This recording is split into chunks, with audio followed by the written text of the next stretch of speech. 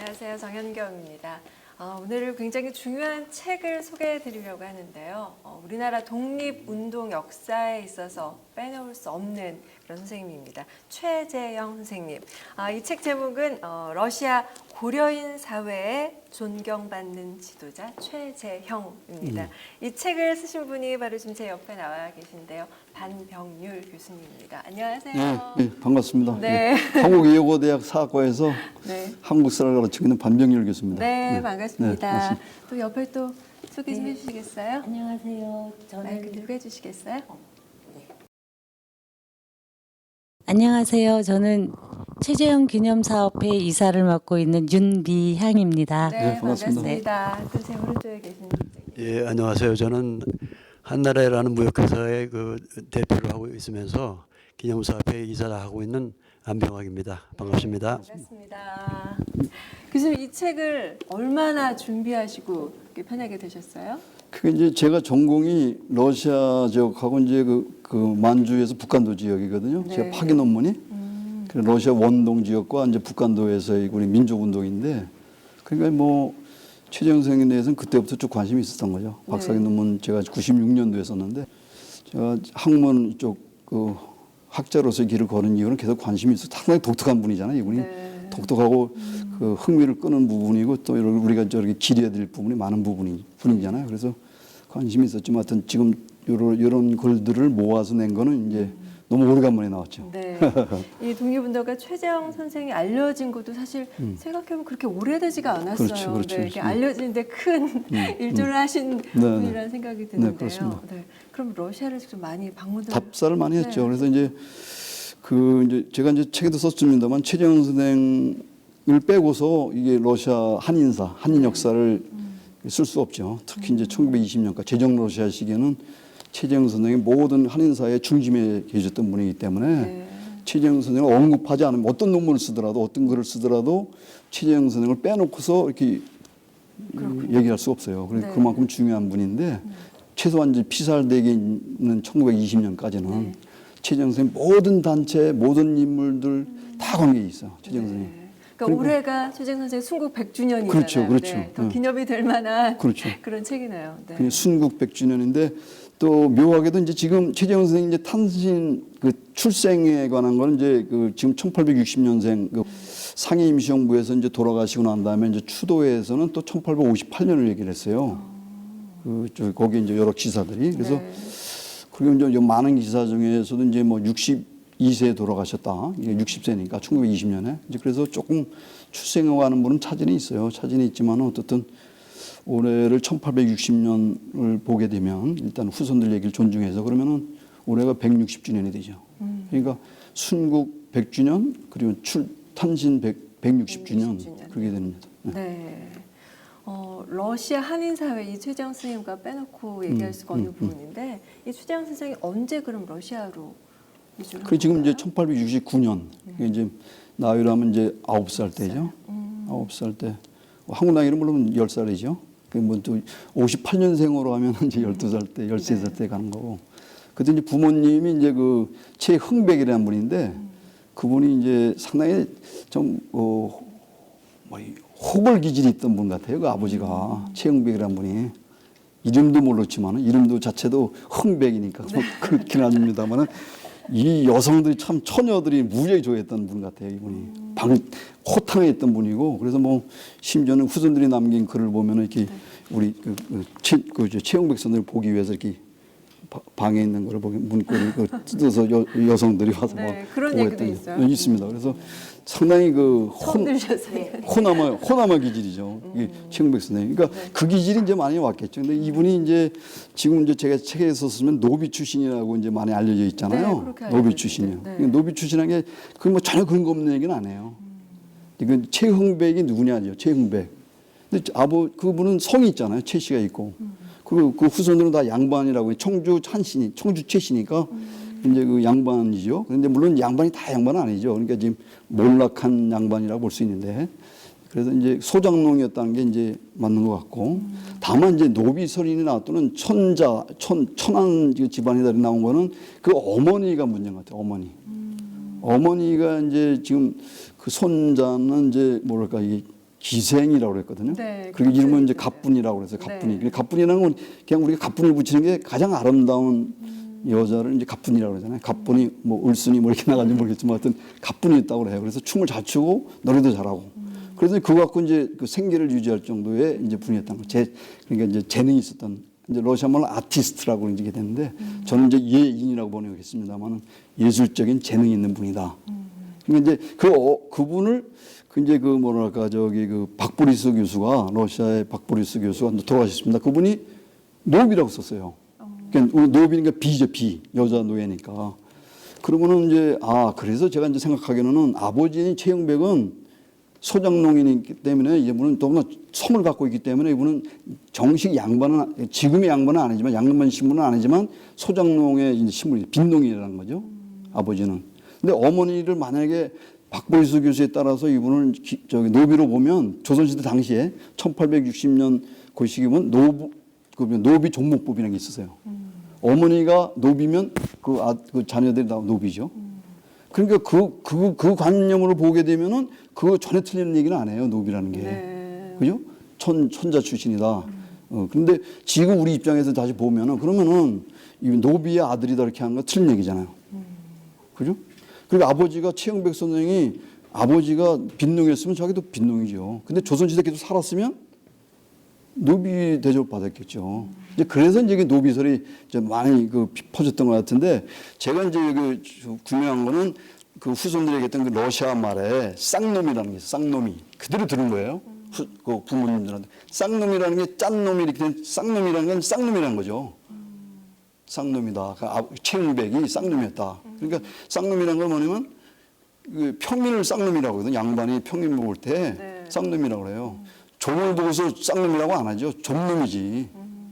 그러니까 그건 맞는 얘기란 말이에요. 상민이라는 게 평민이었다는 거, 커먼 피플이죠. 커먼 피플이라는 게 맞는 얘기죠. 농민 보고서 쌍놈이라고 그러죠. 양반들이 볼 때는 저 쌍놈이라고 그러죠. 어떻게 감히 양반한테 이런 식이잖아요. 그러니까 그건 맞는 얘기예요. 그러니까 지금 우리가 그 맥락을 이해하면은 노비설도 전혀 근거 없는 얘기는 안 해요. 네. 조선시대 그대로 살았으면 네. 최재형 선생이 그냥 9살에 러시아로 오지 않고 네. 그냥 거기에 조선에 살았으면은 1894년에 이제 갑오개혁이 되면서 일종의 뭐랄까 저기 노비제가 없어지잖아요. 소위 사노비가 공노비는 그 전에 없어졌지만은 사노비가 그때 없어서 성을 갖기 시작하잖아요. 그 갑오개혁 때.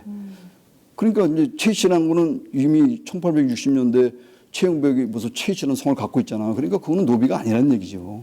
아버지는 최소한. 근데 어머니에 대한 건 아직 논쟁적인데 이제 만약에 그렇게 지금 노비설이 당시에 사람들 동시대인들에 대해서 알려졌던 거 하고 그래서 우리 이제 박미열 교수라고 그분은 또 노비라고 써서 이제 이분이 이제 문제란 말이에요.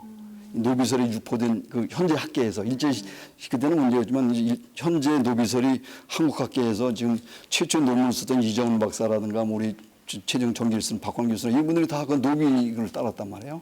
그 번역을 그대로 한 거예요. 그 러시아의 그 번역을 최하층 계급이다. 쌍놈이라는 게 쌍놈을 노비로 본 거예요. 번역을.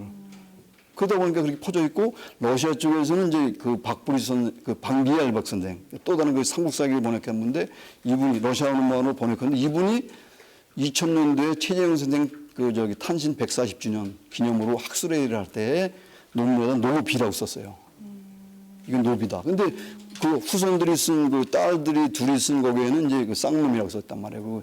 그리고 이제 지주 이름도 지주가 오가이라고 나와요. 지주도 나오고. 그러니까 그거를 이제 자기 이분은 생각에는 이제 한국사에 대한 조선사에 대한 이해가 부족한 거죠. 우리는 전문가기는 하지만 고대사 전공자이기 때문에.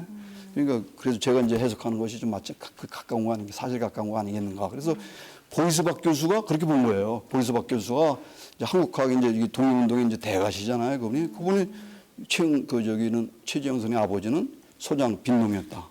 그리고 이제 그 어머니는 저기 노비였다 이렇게 얘기한 거죠. 그래서 저하고 일치가 된 거예요. 그래서 네. 그 보리스 박 교수하고 저하고는 이제 일치가 되는 건데 이제 저기 러시아에서는 이제 미하엘 박 교수, 한국에서는 이제 많은 사람들이 지금 노비설에 다 지지하고 있잖아요. 저 빼놓고.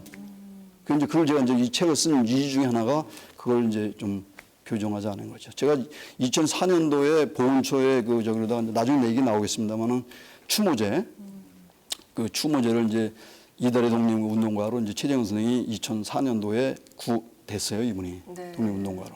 이달의 독립운동, 9월에 독립운동가로 됐단 말이에요. 그래서 이제 제 생각에는 뭐랄까, 이분은 우리 한국 사람들도 물론 알아야 되지만은 그분이 저쪽 러시아 국적을 가진 분이니까 러시아 코리안들이 알아야 되겠다. 네. 그래서 저 보훈처도 얘기해가지고 보훈처에서 지원이 나왔어요. 행사 지원이. 그 예산이 나와가지고 우스리스크 가가지고 그 추모제를 한 거예요. 최정생 추모제를. 그래서 거기에 있는 그 김발열의 선생이나 우리 김광석 사장이나 이 사람들 도움을 받아가지고 거기 이제 우스리스크 시하고 이제 이 도움을 받아서 이제 거기서 행사를 처음 한 게 이제 그 이제 최정생 선생 추모제인데 지금은 이제 4월 참변 추모제로 바뀌었죠. 확대됐죠. 네. 그래서 거기 러시아 사람들 세르게이 라조라든가 이런 사람들 거기도 한 몇백 명 죽었으니까 우스리스크에서만 한 250명 죽었어요. 우스리스크 그 일본 4월 참변 당시에. 그래서 그러니까 제가 이제 그 같이 이제 추모를 해야 되냐 그래가지고 처음에는 최정생 추모제로 시작한 건데 2004년도에 그 이후로 이제 네 분을 했고 같이 들어가신 네 분, 김희직, 엄주필, 황경섭 네 분. 네. 그 다음에 이제 하다가는 이거 고려인들이 좀 불편하겠다. 러시아 국적 가졌는데 자기들 뭐 한국 사람들이라고 모아서 이렇게 뭐 하는 게 그래서 그럼 러시아 그렇지 그 4월 참변이라는 게 우리 한국 사람들만 죽은 게 아니라 러시아 사람들도 대형 우리보다 훨씬 많이 죽었단 말이에요. 그러니까 그분들도 같이 추모제야 돼. 그래서 우스리크 시에다가 정식을 요청해가지고 공동 이제 합동 추모제가 된 거예요. 그래서 국민에서 이제 의장대가 나와가지고 그 다음부터 이제 행사를 크게 했죠. 네. 보면 그 예전에 그 러시아 한의사회 그 집에서는 항상 이 최정 선생의 집집마다 사진이 있었다 뭐 이런 표현이 있어요. 그러니까 그 한의사회에서 정말 어떤 위치였는지 좀 짐작할 수 있는 그런 부분이잖아요. 러시아에도 많이 다녀오셨죠, 회장님도요. 그 한의사회에서는 지금 어떻게 바라보고 계신가요? 저는 최근에 이제 몇 번을 다녀봐가지고 네. 근자에 이제 알았는데 그쪽에서 보면은 같이 이제 러시아 사람들 같이 행사도 같이 하고 러시아 사람들의 롤 모델이 돼가지고 항상 존중하고 그 뭐 너무 감격스러울 뿐이죠, 가서. 지금 대단히 썼습니다. 개인적으로 저 방 교수님에 대해서 칭송을 하고 고맙습니다. 고마움을 전달해 드립니다. 네, 감사합니다. 그 이제 발렌친 선생 최발렌친 손자인데 네. 그 이제 셋째 아들의 이제 아들이에요. 그 셋째 아들이 저 발렌친인데 최발렌친 뾰트로비치. 그러니까 아버지가 이제 최뾰트로 시메노비치니까 최재형 선생이 러시아 이름이. 그러니까 이제 러시아는 이제 잘 아시다시피 이제 그 아버지 이름을 그 부칭이라고 해서 네. 페트로닉스라고 해서 영어로 하면은 그 아버지 성을 받잖아요. 그러니까 뾰트로비치죠. 자기 이름 발렌친이. 그래서 그 아들이 이제 발렌치노비치예요. 그분이 이제 작년 2월 달에 돌아가셨잖아요. 그 교통 스키 타시다가 이제 불의 사고로 돌아가셨는데 그때 러시아 계셨어요. 우리 안 회장님이.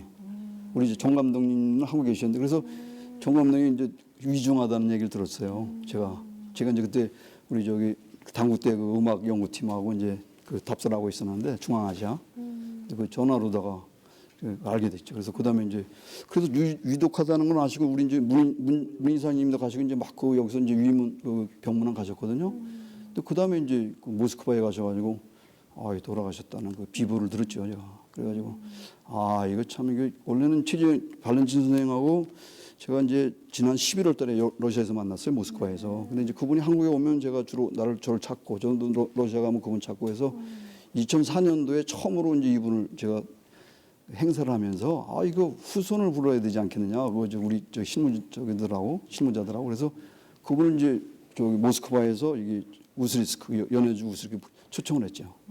근데 이분도 뭐 할아버지 잘 모를 때 95년도에 이제 훈장을 받으셨잖아요. 아니 저기 훈장을 받으러 오셨죠.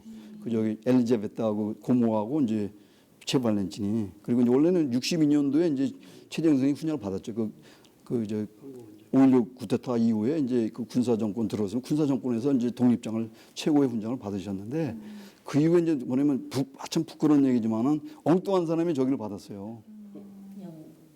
연금을 받았어요. 62년부터 95년까지. 네. 3, 4년간. 그걸 이제 이분들이 소련이 이제 91년도에 붕괴됐으니까 그동안에 한국에 있는 그 사람이 그걸 악용한 거죠. 후손들이 한국에 없다는 거를 최재형 선생이 없다는 그래서 그 함경도에 뭐 채식을 해가지고 소리를 내가지고 조작을 해가지고 보훈처 내가지고 그분이 다 후손 내려서 한 거예요. 그래서 그분이 제가 알기로는 정확한지 모르지만 이게 현충원에 있었어요. 국립현충원에 그분이. 감효가 있었다고 그래요. 들었었는데. 그 받은 사람이. 그래서 이제 그 책에도 여기 최발렌친 책에 이제 쓰실 때 그 얘기를 썼어요. 여기 앞에 서문에다가 자기가 이제 이게 제일 먼저 쓰신 책인데 최발렌친 2001년도에 이분이 그 얘기를 썼어요. 95년도에 왔더니 자기 할아버지를 저 엉뚱한 사람이 후손이라고 하면서 연금을 계속 받고 존경을 받고 있더라. 보훈처 뭐 하는 거냐, 한국 보훈처가. 그래서 보훈처 장관들이 막 쩔쩔매는데 이제 그래서 그 이제 고모, 제 딸이죠, 엘리자베타 뼈트로브나죠. 그분하고 이제 발렌치노비치 두 손자가 네. 둘이 이제 그걸 붕괴한 적이 있어요. 그 책에도 썼어요, 두 분이. 그래서 이제 그런 그 발렌친이 이제 올해 또 마침 할아버지 순국 100주년에 딱 또 돌아가셔가지고 참 이게 어떻게 봐야 되는지 모르겠어요. 이게 운명인지 아니면은 참 모르겠어요. 이게 참 좀 더 계셨으면은. 그래서 여하고 이제 계속 그렇게 서로 찾고 그분은 이제 후손으로서 저는 역사학자로서 이제 그 최재형 선생이라고 하는 어떤 큰 인물, 이 거인이죠. 큰 인물을 우리가 저기 할 때 있어서 이제 서로 이제 도움을 주고 상호 보완적으로 좀 했는데 이분 학자 못지않게 많이 했어요. 그 최발렌친 선생이 제가 봐도 야 이분이 역시 공학 박사 저는 잘 모르지만 유학 갔다 온 사람들이 그 최재형 선생이 최발렌친 선생이 나온 그 공과대인가 거기가 뭐 이게 최고라는데 러시아에서 모스크 바우만 공대. 그 바우만 공대 맞아. 많이 받은 그렇죠? 학교에 이제 항공 소재학 박사를 했다고. 항공 소재. 그러니까 여기 보면은 그 책에도 보면은 당신이 무슨 역사학자냐? 후손들 얘기하는 거 우리 이제 후손들이 얘기하는 게 이제 뭐 정확하지 않다는 거죠. 네. 근데 이제 후손들 얘기를 우리 역사학자들은 소중하게 생각을 하는데 이제 뭐 정확하지 않은 부분도 있죠.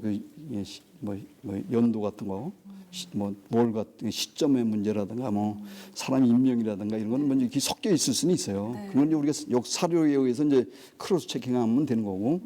그래서 이분이 그런 비아냥을 많이 받았죠. 당신 무슨 역사자도 아니면서 자기들 그 고모들 얘기한 거, 그 아버지 얘기한 거 가지고서 그 최재형 선생 책을 그 논문도 쓰고 책도 쓰고 그러는데 그게 무슨 할 짓이냐.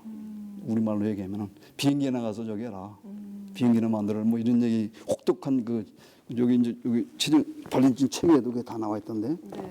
네. 이 책이 이제 유고 책이 여러 권 냈습니다. 이게 2010년도에 네.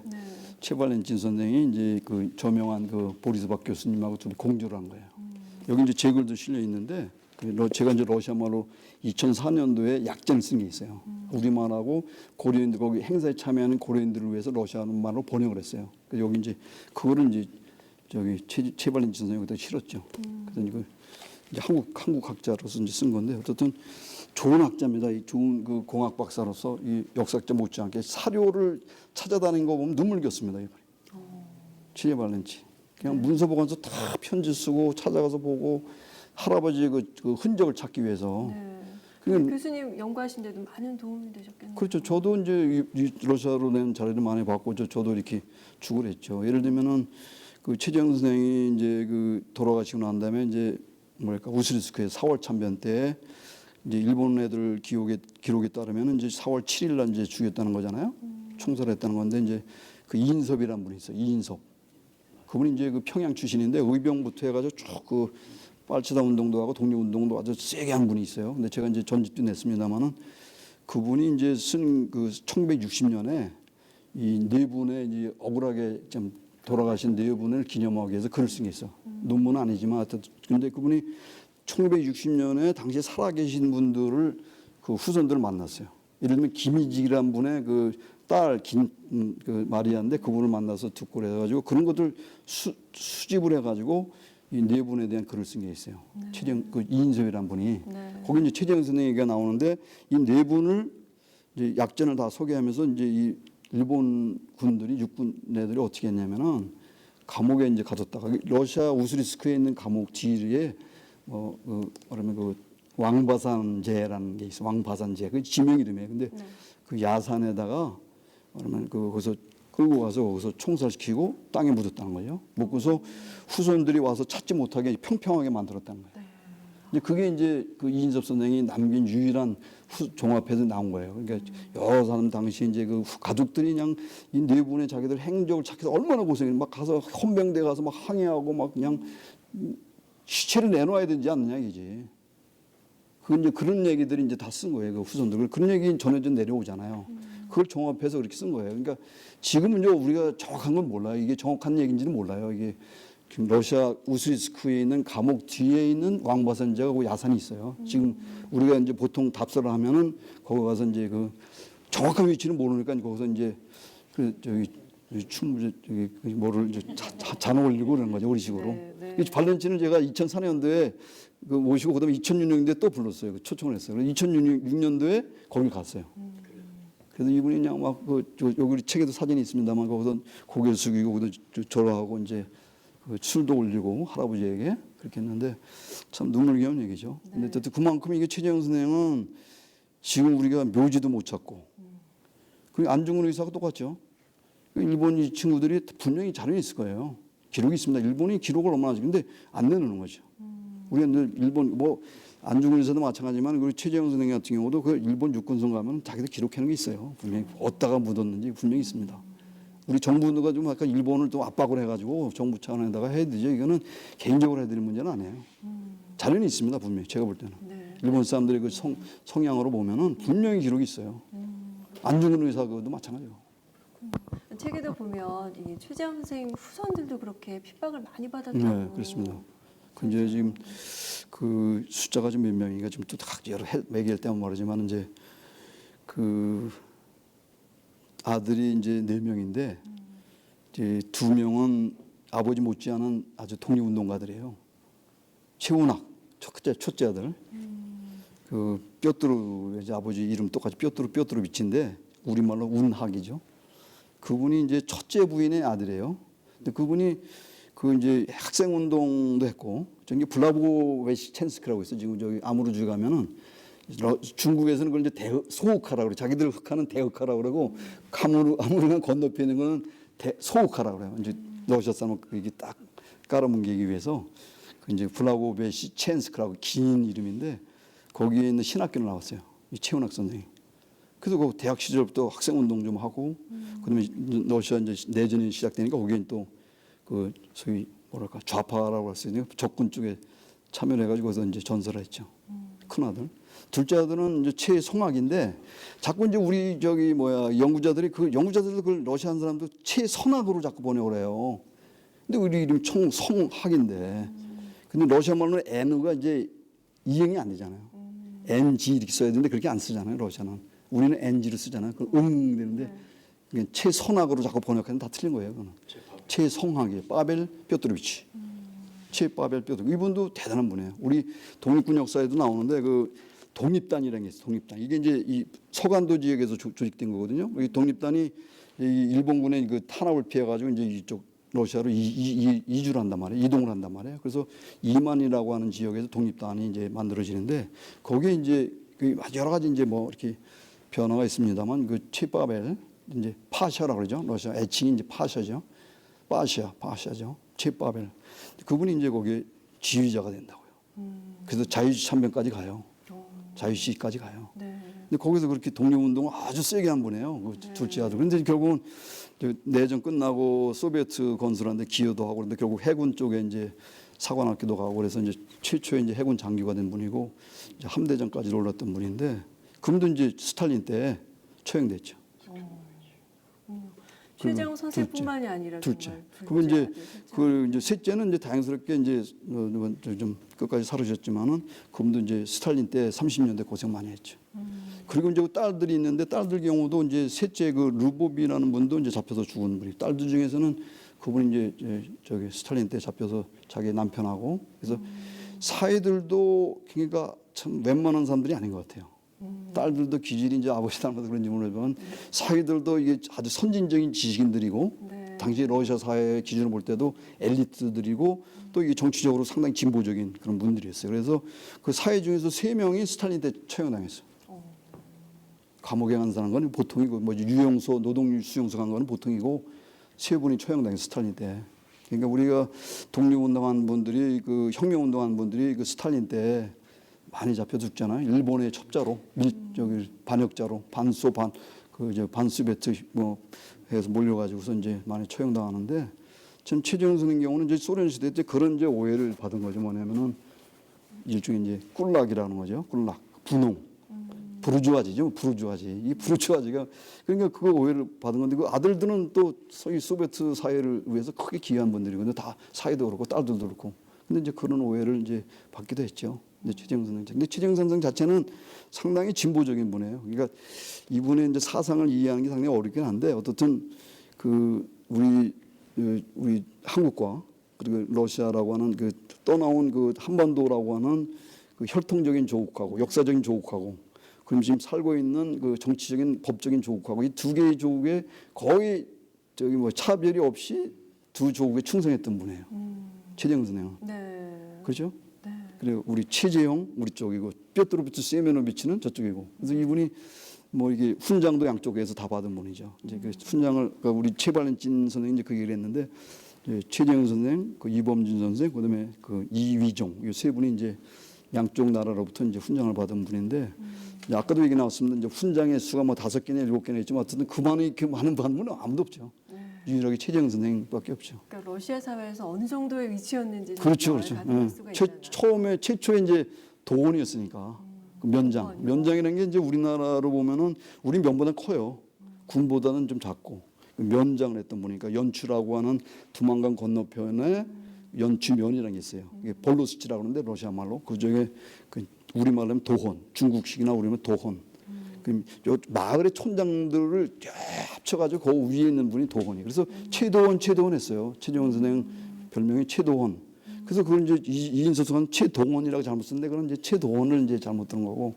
그러면 이제 별명이 비집개라는 거죠. 비집개. 네. 네. 근데 요즘에 이제 우리 잘못 알려진 게 이제 뭐 난로다 이렇게 나오는데 빼치가라고 하는데 그건 잘못된 거예요. 아, 그래요. 그럼 이제 제가 좀 설명했습니다만은 원래 별명은 비집개라는 거예요. 이게 이제 비집개라는 게 함경도 방언인데 네.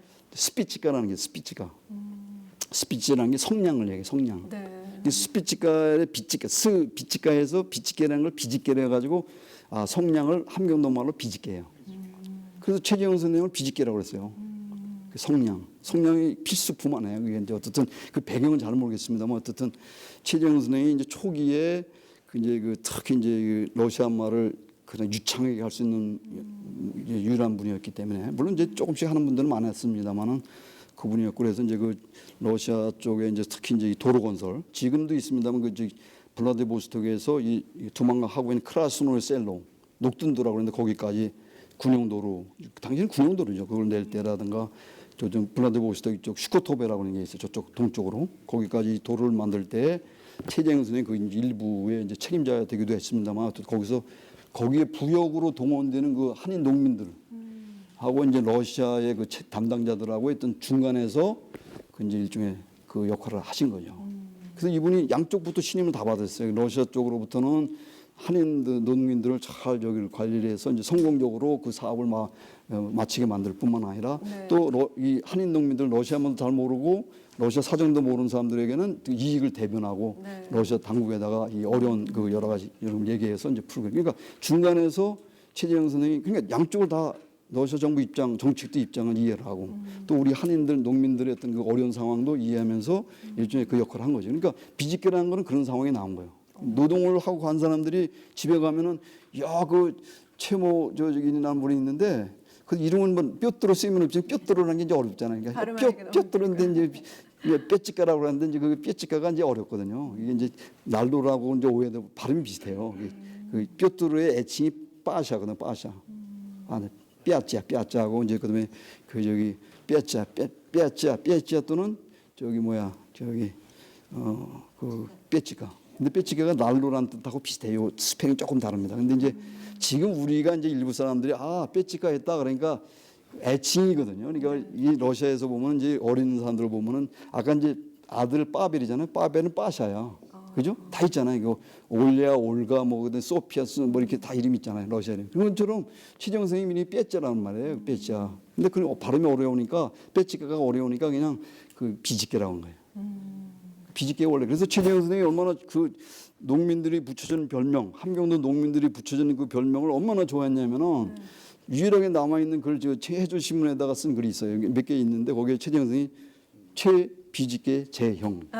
연추 최비집개 재형. 네. 그러니까 비집개라는 그 말을 농민들이 비워준 거죠. 붙여준 별명이잖아요. 네. 러시아식의 이름이 삐아짜라든가 빼찌까라는 것보다는 이게 빼찌까 발음이 어려우니까 비지깨라고 불렀구나. 그러니까 야, 이 최정선이 그만큼 마음이 참 이게 이분이 이제 양반 이게 목에 힘이 들어가는 그런 양반 그런 게 아니고 이제 소장농의 아들이었기 때문에 더군데 어머니가 또 노비였다고 한다면 그 어려운 사람들의 하층민들의 그런 뭐랄까요 그 고통 다 이해할 수 그걸 그분들 입장에서 하려고 했던 걸 알 수 있고 그 함경도 농민들이 다 그렇잖아요. 또 이 촌대뱉던 분들이잖아요. 이게 그분들이 다 이제 일종의 도망가다시피 그 당시에 잡히면은 이제 저기 효수형이잖아요. 1860년대에 1880년대 이제 한러수교가 되고 나서 이제 정식으로 이민이 시작되면서는 좀 낫지만 그때까지는 월경죄라고 해서 월강죄 그 두만강 건너서 잡히면 그냥 당장 효수형이란 말이에요. 저쪽 쑥대교라고 해서 이게 높여가지고 머리 짜쳐가지고 탁 창옥에다가 지금 여러분 많이 보시잖아요. 그런 처지인데도 그 목숨을 감수하고서 넘어갈 정도니까 얼마나 어려웠겠어 함경도 농민들이. 이 최재형 선생님이 남겨놓으신 글이 거의 없다시피 하죠. 몇 개 이제 가까이 말씀 신문이라든가 뭐 이렇게. 그다음에 이제 러시아 쪽에다 이제 글 쓴 게 좀 남아 있죠. 이제 요 자료집에 좀 들어 있는데 최재형 선생 한 서너 개 있습니다. 여기 이제 저기 뭐랄까 한인 쪽의 입장을 이렇게 지금 저기 청원하는 것들 그런 것들이 1910년대 작성된 글들이 좀 있어요. 좀 더 많이 발굴이 좀 돼야 되죠. 그 자료들은 좀 있을 거예요. 러시아로 된 글들. 워낙 러시아를 잘 썼기 때문에 그분이 그다음에 러시아 모르는 사람들에도 대행해 쓰기도 하고 그래서 우리말로 된 거는 이렇게 많지는 않지만 많지 않은 게 거의 없다시피 하죠. 하나 정도 지금 유일하게 쓰여진 거고 나머지는 다 러시아 거를 이제 좀 많이 발굴해야 되겠죠. 네. 최재형 선생님은 정말 이 독립운동가뿐만이 아니라 사업을 해서 엄청난 부를 또 획득하고 또 교육에도 굉장히 많이 신경을 썼다는 글을. 그래서 저는 이분을 최재형 선생님을 이제 독립운동의 대부라 이렇게 하는 것에 대해서는 상당히 그것도 한편으로 이해는 하지만 최재형 선생이라고 하는 분을 이해하기 위해서는 너무 그 타이틀이 너무 작다고 봐요. 더 큰 인물인데. 그러니까 물론 교육운동 독립운동이지만 어떻든 교육제 쪽에서 뭐 거의 러시아 한인 사회의 교육은 최재형 선생이 저희 뭐 이렇게 한 거거든요. 물질적으로나 정신적으로나 그걸 장려하고 실질적으로 격려하고 그 교육이라는 거는 후대에 이제 쟁쟁하게 러시아 한인 사회에서 나름대로 러시아 사회에서 나름대로 뭐 장교라든가 무슨 신부님이라든가 그다음에 여러 가지 교육자라든가 교사라든가 이런 그런 비즈니스맨 이렇게 성장한 분들이 대부분 다 최재형 선생의 그런 교육 방침에 따라서 영향을 받은 분들이 직접적으로 장학금을 받은 분들뿐만 아니라 최재형 선생이 이제 여러 그 한인 그 사업가들로 하여금 장학금을 좀 내게 하고 격려하게 해가지고 이제 그분의 도택을 받은 분들이 후세에 이제 한인 사회에 이끌어가는 엘리트들이 된 거죠. 그분들이. 근데 최재형 선생이 그런 훌륭한 교육가에 있었고 뭐 언론인도 우리 잘 알다시피 뭐 저기 그 대동공부는 잘했죠. 그 전에 있던 대동신부나 대동공부 이쪽에 대양부, 대동공부 다 사장을 했죠 이분이. 그다음에 권업 회장하면서 또 권업신문 쪽에도 지원하시고 그래서 그 언론인으로서도 좀 유명한 분이죠. 교육가, 언론인, 그다음에 사업가, 비즈니스맨으로서도 성공했던 분이고. 그러니까 이분을 이제 독립운동의 대부로 하면은 좀 너무 한쪽 면만 본 거 아니야. 우리 입장에서만 본 거 아니냐. 최재형 선생을 정말 두 개 주구에서 한인사회에서 그냥 큰 여러 가지 활동을 했던 분이고 공적을 남겼던 분인데 그래서 저는 이제 좀 약간 저기 타이틀을 좀 다르게 붙였죠. 네, 그러니까요. 그래서 존경받는 지도자. 그렇죠. 그리고 근데 러시아라고 그랬는데 우리 한국 사회에서도 존경받는 인물 좀 되어가고 있잖아요. 여기 문희사님도 계시고 기념사회 분에 나와 계시지만은 어떻든 이게 우리 안 회장님부터 이게 여기 뭐 하시는 분들 대부분 제가 보니까 뭐 이렇게 참 재벌급은 아닌 것 같아요, 이분들이. 최재형 선생은 이제 지금 재벌급이 당시 재벌급 인물이었지만은 여기 최재형 기념사업회 하시는 분들은 진짜 저기 건강하게 양심적으로 자기 비즈니스 기업을 하시는 분들인데 이분들이 어떤 뭐 십시일반에 이렇게 저기 정신을 모아가지고 또 이렇게 최재형 기념사업회 이끌어가는 걸 보면 제가 좀 회장도 대단하시죠. 감사하고 제가 참 미안하죠. 그런 지금 말씀하셨듯이 최재형 선생님은 실업가이기도 하시고 교육가요, 언론가요, 독립운동가이십니다. 요즘 시대에도 맞는 코드를 가지고 계신 위대한 지도자인 것 같습니다. 그래서 이 최재형 선생님이야말로 노블리스 오블리제. 그건 이제 기본이고. 네. 그러니까 노블리스 오블리제는 이제 소위 이제 귀족 출신이나 양반 출신들이 사회계층이 높은 사람들이 낮은 사람들을 위해서 베푼다든가 또는 재산이 많은 사람들이 이제 그걸 물질적으로 이렇게 저기 이런 거잖아요. 보통 자기 이제 그걸 버리는 거. 그건 기본인 거고. 근데 최재형 선생 삶 자체가 그는 온전하게 노블리스 오블리제. 뭐 그거 우리가 프랑스 말 따질 필요도 없이 그거는 우리 전통적으로 이제 그런 분들이 많이 있잖아요. 경주 최씨 뭐 이런 것처럼 최씨 최부자처럼. 근데 그런 것도 했으면 기본이고 거기 이제 플러스 이제 동포 지금 러시아 사회뿐만 아니라 중국이나 일본, 일본에 있는 미국이나 일본, 중국이나 또는 유럽에 있는 우리 동포들, 해외 동포들이 사실 양쪽에 두 개 조국이 있을 때 사실 편향적이거든요. 한국에 있는 분들은 한국 쪽에, 미국에 있는 사람들은 미국 쪽에 한쪽에 이렇게 기울어질 가능성이 많아요. 또 미국의 동포들이라고 하더라도 한국 정치에 관심 있고 한국에 막 기여하려고 하지 미국 사회에서 저기 하기는 좀 못하거든요. 네. 미국 사회에는 이렇게 기여를 할 수 있는 건 있을지 모르지만 또 한국 사회는 이렇게 소홀하거든요. 근데 최재형 선생은 하여튼 양쪽에 다 충성한 분이에요. 아주 성실하게 양쪽 두 족을 받던 분이에요. 그러다가 이제 희생된 분이죠. 만약에 이분이 러시아 쪽에만 그냥 했으면 러시아 국적자니까 네. 그럼 일본 사람들 이렇게 미워하지는 않았을 거예요, 아마. 그죠? 네. 근데 이분이 이제 한국도 이렇게 저기 한국의 저기 반일 운동 쪽에도 뭐 이렇게 거의 전면에서 활동하신 분이니까 일본 사람들이 이놈이라는 게 좀 이상한데 이 최재형이 이거 같은 이 골칫덩어리가 한번 눈에 가시 없겠어요. 눈에 가시고 여러 번 이제 이 최재형 선생을 한번 이제 저기 하려고 이제 시도를 하고 결국은 이제 이 자기들이 그 연해 주지를 완전 장악했을 때 한 7만 5천 명이 10연회 대전 때 일본군이 가거든요. 그러니까 이제 거기에 이제 그 기회를 이용해 가지고 이제 그 러시아 혁명 세력들하고 이제 우리 한인들 소위 말하는 불령선인들이죠. 일본식 표현하면 불령선인들 이렇게 점 찍어놨던 사람들을 이제 이렇게 해서 죽인 거죠. 그러니까 우스리스크에서만 해도 지금 이제 새롭게 지금 본 거니까 한 30여 명이 그 피살됐어요. 저기 일본 자를 가만히 보니까 네. 거기 30여 한인들만 그리고 이제 이 네 분까지 하면 이제 30여 명 더 되죠. 그러니까 이제 신안촌에서도 이제 여러 가지 잡혀가서 우리가 잘 행사는 모르지만 4월 참변 때 최소한 뭐 수십 명이 피살됐죠. 러시아는 거의 뭐 몇백 명 피살됐고. 이제 우리 최재형 선생 같은 경우도 이제 그러니까 이제 4월 참변이라는 게 이제 일본 사람들에서는 자기들 뭐 합리화하는 게 있지만은 그러니까 이제 그 동안에 쭉 이제 지켜보다가 최재형 선생은 이제 지켜보다가 이제 지금도 일본 측 자료를 보면은 거의 최재형 선생 그 저기 다 나와 있어요. 이 저기 행동거지가 어디 가서 무슨 발언한 것까지 나오죠. 음식점에 가서 발언한 것까지 나오죠. 그 이유가 있어요. 그 최재형 선생 그 저기 생질 그 어민섭이라는 사람이 있는데 그 조카죠. 근데 이제 뭐 그 생질이라고 하는데 정확하게 이제 누군지 뭐 따져봐야 되겠지만 그 어민섭이라는 분이 아주 그 독립운동의 이제 그 핵심 인물이에요. 안중근 의사의 그 뭐 의형제예요. 손위 의형제. 안 의사가 안중근 의사가 거기 갔을 때 거기 러시아 갔을 때 만난 세 명 의기가 투합된 사람이 두 명인데 어민섭하고 김기룡이에요. 네. 그래서 나이를 따져 보니까 어민섭이가 좀 있고 그다음에 저 안중근이고 그다음에 김기룡이에요. 근데 어민섭이 왜 이렇게 영향이 컸냐면 아주 일본 사람들이 뭐 일본 사람들 엄청 해주고 그 안중근 의사하고 이제 최재형 선생이 이제 동지의 그 총장이잖아요. 그때 이제 의병 부대가 연해주 의병이 이제 1908년 7, 8, 9 이때 이제 들어오는데 함경도 거기에 막 들어와서 일본군하고 전투를 벌이는데 그때 이제 이 어민섭 부대가 그 서수라라는 데가 가지고 일본 사람들 상인들을 많이 죽여요. 그래서 아주 엄청나게 사람을 이제 살해한 사람인데 그점 여러 가지 평가가 여러 가지 있을 수 있지만 그 어민섭이 모든 핵심적인 모임에 다 들어간 거예요. 손바닥, 일본 사람들이 손바닥처럼 본 거죠, 독립운동을. 그러니까 우리가 좀 한심한 것도 하나 되지만 그만큼 독립운동이라는 게 진짜 어려운 상황에서 진행된 거고, 그나마. 어민섭이라는 그러니까 어민섭을 일본이 밀정으로 다 이제 한 것이 저희 안중근 의사 그 하르빈 사건 그 다음이거든요.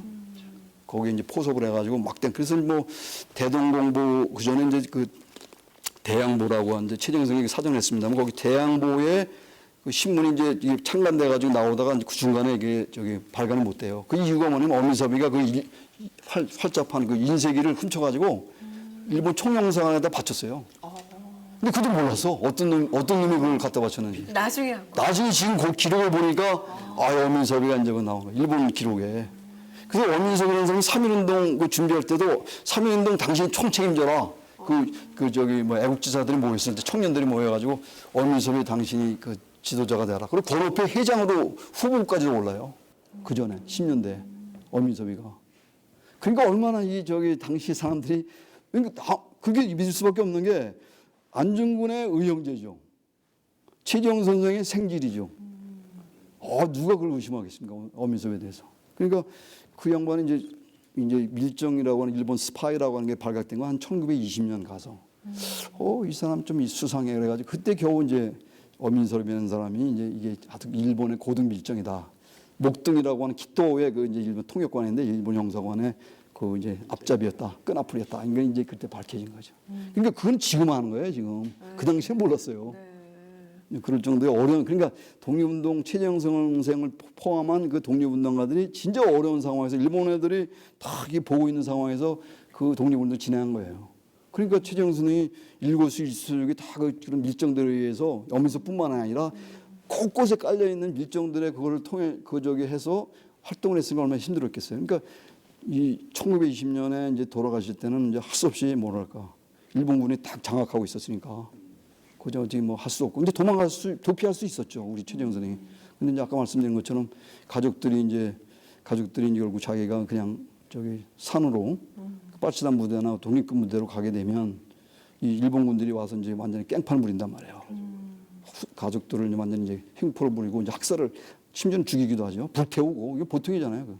일본 애들이 그거는 임진왜란 때도 그러지만 이쪽 그 갑오 농민 전쟁 때부터 그리고 뭐 의병 뭐 이쪽 때부터 일본 사람들이 이제 군 자기 패배를 하게 되면 그 보복을 엄연한 그 평민들한테 그냥 이제 4월 참변뿐만 아니라 그게 이제 간도에서 있었던 그 간도 참변, 경신 참변이라는데 그 이제 10월달에 봉우동 전투, 청산 전투 지난 다음에 거기서 또 일본 군인들이 이제 대거 들어와서 그냥 막 분탕질하잖아요, 분탕질 그야말로. 집들 다 불태워버리고 여자들 강간하고 그리고 가족들도 그냥 막 저기 시체도 못 태우게 만들어가지고 시체에 거기다 속이 뿌려가지고 그냥 불태우기도 하고 그렇게 잔인한 사람들이에요, 일본 사람들이. 그거 우리가 잊지 말아야 돼요. 교수님 항상 제가 느끼는 것은 자료가 부족해가지고 네. 항상 아쉬운 점이 있는데 또 이렇게 100주년 기념해가지고 아카데믹한 자료를 만들어 주셔가지고 너무 감사드리고 앞으로도 더 진중한 자료를 갖다가 하기 위해서 발굴도 더 해야겠고 하는데 혹시 추가로 또 연구 발굴 계획이 있으신지 알고 싶습니다. 그 러시아 지역이 이제 우리가 소련이 해체되면서 이제 겨우 이제 우리가 접근할 수 있었던 거잖아요. 그러니까 이제 우선 문서를 확보하는 게 어려웠고 초기에 이제 그 소련의 또 관료주의 같은 게 있어서 소련은 아니지만은 그런 게 이제 무슨 어려웠고 문서 보관소 가서 이제 자료를 확보한다는 게 보통 도움을 받지 않으면 미국 같은 경우는 이제 자세하게 친절하게 안내해 주잖아요. 근데 이제 러시아는 이제 그게 이제 힘들단 말이에요. 여러 가지 이제 윤활유가 필요하고.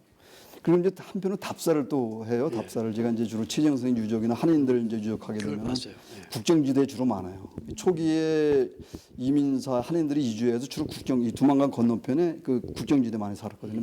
한인 마을을 그쪽에 만들었단 말이에요. 최재형 선생이 살았던 그 연추 지역도 그 국경지역이죠. 크게 얘기하면 그런 국경지역을 답사하는 게 또 어려웠죠. 가끔 이제 그 수비대한테 잡혀가지고 이제 곤혹을 치르기도 하고. 동영상 보니까 막 진흙에 또 빠지시고. 보통 이게 풀이 자라가지고 이제 그래서 저는 욕심이 많아가지고 이제 예를 들면 보훈처 지원 받아서 많이 갔습니다만은 이제 새벽 2~3시까지도 답사하기도 하고. 왜냐면 어느 지역까지 갔는데 거기서 좀 더 가면 다른 유적이 있는데 거기서 그냥 돌아갈 수는 없잖아요. 그래서 더 가다 보면은 이제 이게 새벽 3~4시 때 들어오기도 하고. 그래서 이제 그 보훈처 직원이 반 교수님, 하여튼 다 좋은데 좀 이게 위험하니까 좀 이렇게 가능한 줄이시라고. 그래서 이제 여러 가지 받아보는데 어쨌든 그런 어려움이 있죠. 그래도 이제 그럼에도 불구하고 이제 지금이 오히려 나빠졌어요, 조건이.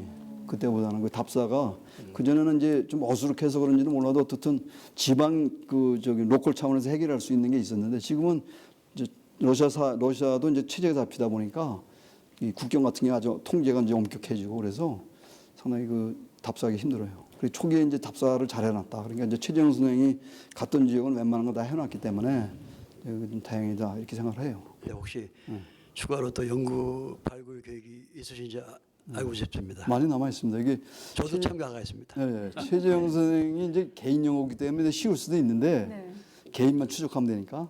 근데 최재형 선생님 이제 어차피 이 뭐랄까 양쪽 러시아와 이제 한국에서 이제 관계가 있는 분이기 때문에 특히 러시아 쪽에 이제 자료 같은 걸 좀 더 많이 발굴을 해야 돼요. 그러니까 이제 지금 후손들이 남긴 그 해상록이 이제 중요한 자료긴 한데 이제 그것을 이제 역사적인 사료로 뒷받침해야 된단 말이에요. 그래서 그 작업을 사실은 최발렌틴 선생이 했어요. 문서 보관소를 이제 다 이제 편지도 보내고 직접 가서 찾기도 하고 이제 예를 들면 동영상 같은 거 이렇게 예를 들면 이제 그 대관식 그 면장대회 같은 거 1894년, 96년 그다음에 1913년 세 번 가시잖아요. 최재형 선생이 그 세 번 가서 이제 그 다 러시아는 이제 이게 다 행사를 다 기록에 남긴단 말이에요. 그래서 그걸 꼼꼼히 다 뒤져봤어요. 최재형 선생, 저기 최발렌틴 선생이. 근데 거기서 그래서 다행스럽게 이제 많이 나오진 않고 이제 사진이 이제 나온 거죠. 지금 이제 그 혹시 니콜라이 2세 대관식 때도 가셨잖아요. 그렇죠, 그렇죠. 예, 예. 1896년. 그때 자료 혹시 못 찾나요? 아, 그러니까 진짜 그때 이제 궁금한데. 그 찍은 사진이 지금 남아 있는 거죠. 지금 제 책에 이제 두 번째 지금 최재형 선생 사진이 하나 있잖아요. 네.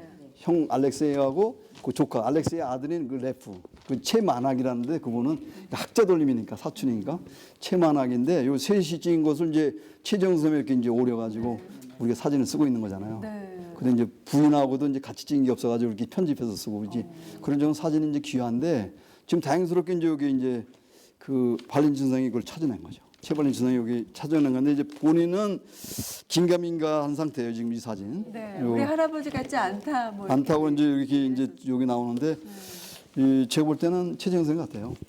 예, 의상은 그런데 이게 이제 1896년 니콜라이 2세 대관식 때 가서 이제 이 소수민족 대표들이 이제 찍은 거거든요. 네. 그래서 이 사진이 이제 만약에 확실하게 제 가설이니까 그렇긴 한데 여기 되면 이제 두 번째 사진이 되는 거죠. 근데 그런 정도로 하여튼 그 최발렌틴 선생이 그 우리 학자들이 여느 학자들이 그러니까 러시아에 있는 여느 학자들 못지않게 그 예를 들면 야 그때 이제 가출해가지고 1871년에 가출해가지고 만난 그 소위 배 선장 그 세메노프가 누구냐? 그것도 추적하고 막 근데 그거 군함들 여기 러시아에서 이게 파견했던 어떤 러시아 쪽에 소속됐던 그 태평양 지역의 함대들 그거 다 조사를 하고 찾아다니고 그랬어요. 그 기록을 이제 많이 했어요. 여기저기 근데 뭐 여기 블라드보스트 극동 저기 뭐야 문서보관소까지 군인 문서보관소까지 다 찍는데 러시아 학자들도 이제 그걸 해야 되지만은 이제 발렌틴 선생이 또 그 역할을 하다가 이제 뭐 지금 불의 사고로 이제 돌아가셨는데. 이제 이 최재형 선생은 한국 학자들과 러시아 학자들 간에 소위 공동 연구를 해야 된다는 거죠. 한국 학자들은 러시아하고 짧고 러시아 학자들은 또 한국 자료, 일본 자료도 잘 못 보고 그러기 때문에 자료를 서로 교환했을 뿐만 아니라 논쟁점이 있을 때는 명확하지 않은 부분에 서로 논의를 통해 가지고 합리적인 그걸 결론을 내린다. 잠정적인 아마. 근데 그런 게 많아요. 최재형 선생 삶 전체를 보면은 초기부터 이제 뭐랄까 이제 아까 이제 배 얘기를 했습니다만 그 선장의 그 부인까지 해서 그다음에 이제 고아원간 얘기, 고아원에서 그다음에 면장이 되는 그런 과정 이런 것은 여러 가지 이제 논쟁적인 것이 있거든요. 이제 그런 것들이 이제 그 1920년 돌아가실 때까지 많아요. 최재형 선생에 관해서. 일본도 가셨는데 이제 일본에 가서 이제 박영효 선생을 만났다는 거잖아요. 1905년에 갔다는 건데 이 최재형 그럼 박영효 선생하고 또 무슨 얘기를 했는가? 일본 사람들이 다 추적을 했어요. 최재형 선생님 일본에 갔을 때도 그 저기 읽지 못하도 뒤에서 따라다녔어요. 근데 그 보고서가 있을 거라는 거죠. 제 생각에는 일본에. 네. 그 역시 박영효라는 일종의 망명자 아닙니까? 망명객이잖아요. 일본 사람들 볼 때는 이제 좀 약간 이 러시아에서 온 최정이라고 하는 그 불령선인하고 이 한국의 그 불순한 그 망명객인 그 박영효하고 무슨 얘기했을까? 뭐 이런 것들이죠. 그래서 그런 일본에도 자료가 있어요. 그래서 제가 이제 하고 싶은 거는 이제 최재형 선생이 온전한 전기를 쓰려면 앞으로 더 많은 이제 학자들이 좀 더 분발해야 되겠다. 지금 정도에 이제 지금 나온 거랑 러시아 쪽에 우리 최재형 발렌틴 선생이 했지만은 그것도 역시 이제 보리스 박사는 두 분 다 돌아가셨단 말이에요. 연구하시던 보리스 박 교수나 최발렌틴 선생이 없으니까 이제 그걸 이제 러시아 학자들이 이어서 해설을 할 만한 사람이 없단 말이야. 딱히. 한국에도 뭐 이제 하던 사람이 계속하지 지금 신진학자들이 나오지 않단 말이에요. 그러니까 이게 많이 남아 있고 제가 개인적으로도 여러 가지 이제 스케줄이 있습니다만 근데 애정은 끊임없이 있어요. 이게 제대로 된 전기를 한번 써야 되겠다. 최재형 선생이 지금까지 나온 것 이상으로 정말 인물을 통해서 한러 관계뿐만 아니라 러시아에서 한인사회, 한국에서 있던 독립운동 같은 이런 것들을 정말 좀 더 아주 크게 좀 종합적인 차원에서 전체 세계사적인 차원에서 최재형 선생을 좀 봐야 국제적인 관계를 좀 조망하면서 써야 되지 않겠느냐 하는 생각은 앞으로 이제 과제입니다. 제 이제 꿈인데 제가 얼마만큼 이제 연구를 할 수 있느냐가 이제 문제겠죠. 이사님도 책 보셨죠? 네. 어떤 점도 궁금하세요? 네. 그 아주 잘 들었고요. 이 책에 관해서는 제가 딱 읽고 나서 제일 그 감격스러운 것 중에 하나가 그동안은 이제 그 가족들이 얘기하는 거, 후손들이 얘기하는 거라든가 이런 걸 토대로 전해 내려오는 이야기, 뭐 또 한국에서 좀 다른 부분들이 막 있긴 하지만 어쨌든 전체적으로 전해 내려오는 얘기만 듣고도 최재형 선생님을 알고 나서 너무나 감격스러웠었는데 오늘 반명현 선생님 교수님 책을 읽고는 무슨 생각이 드냐면 너무 신뢰가 가는 거예요. 이게 좀 역사적 자료들을 가지고 말씀해 주시고 또 최재형 선생님하고 동시대에 살았던 분들이 최재형 선생님을 얘기하는 것 이런 자료들이 다 들어가니까 야 우리가 이게 그냥 옛날 이야기를 하는 게 아니구나 떠도는 이야기를 하는 게 아니라 정말 그분의 사실 뭐 이런 걸 가지고 얘기하는 거고 이제 좀 전에 교수님 말씀하셨듯이 저희 최재형 기념사업회에서도 의문을 갖고 또 앞으로 이러이러했으면 하는 이제 일들이 여러 가지가 있는데 그런 것들이 같이 규명이 되고 또 그걸로 인해서 최재형 선생님이 한 단계 품격이 더 높아졌으면 좋겠고 그런 바람이 있고요. 그다음에 이제 제가 이제 책에서 또 제일 궁금한 점 뭐냐면은 그때 원어인하고 여원인이 있잖아요. 이제 귀화하신 분들하고 귀화 안 하시고 그쪽에 연해주에 사시는 분들이 처지와 입장 차이가 분명히 있을 거잖아요. 있죠. 예, 그 사이에서 최재형 선생님은 어떠셨을까? 그들 간의 갈등 뭐 이런 얘기가 좀 심했다고 들었는데요. 중요한 지적을 하시는데 학자들도 그 고민한 문제. 지금도 연구가 그렇게 되어 있지는 않아요. 지금 이제 젊은 소장학자들이 그 문제를 이제 저한테 막 질문을 하고 그래서 이제 그걸 쓰겠다고 그러는 건데 원어인인 경우는 이제 제가 이제 그 원어인 영어는 제가 처음 도입한 사람이에요. 네. 한국 학계에. 네. 그전엔 기화인, 비기화인 이렇게 있어요. 일본식으로 해가지고 썼어요. 근데 저는 역사 그 학자로서 이제 무슨 입장을 갖고 있냐면은 당시대에 우리 한인들이 쓰던 용어를 쓰자 가능한 한 세월이 흘렀지만 지금 우리가 역사학자들이라도 그 언어를 살리자 용어를 살리자 아까 채비집계도 마찬가지지만은 그러니까 그거 뭐냐면은 그래서 기화인 비기화인 하게 되면 좀 약간 우리 일반적인 학술 용어를 맞는지 모르지만 당시에 그렇게 안 썼단 말이에요 한국 사람들이 그 러시아에 있는 한인들은 원어인 여호인이라고 썼다. 원어인이라는 것은 원래 원자 또는 이제 원시 원자에서 먼저 온 사람들. 영어로 하면 올드 세틀러라고 했죠. 근데 러시아 말도 있습니다. 스타보질리라고 해서 이거 있고. 그다음에 이제 여호인은 그 나머지 여자 있잖아요. 네. 여분할 때 여자에서 그냥 여기서 그 늦게 간 사람들이에요. 늦게 정착, 최근에 온 사람들. 그러니까 뉴 세틀러지 영어로 얘기하면은 그게 거기 새로 이주해 온 분들. 그러니까 이분들이 이제 사회 경제적인 처지가 달라요.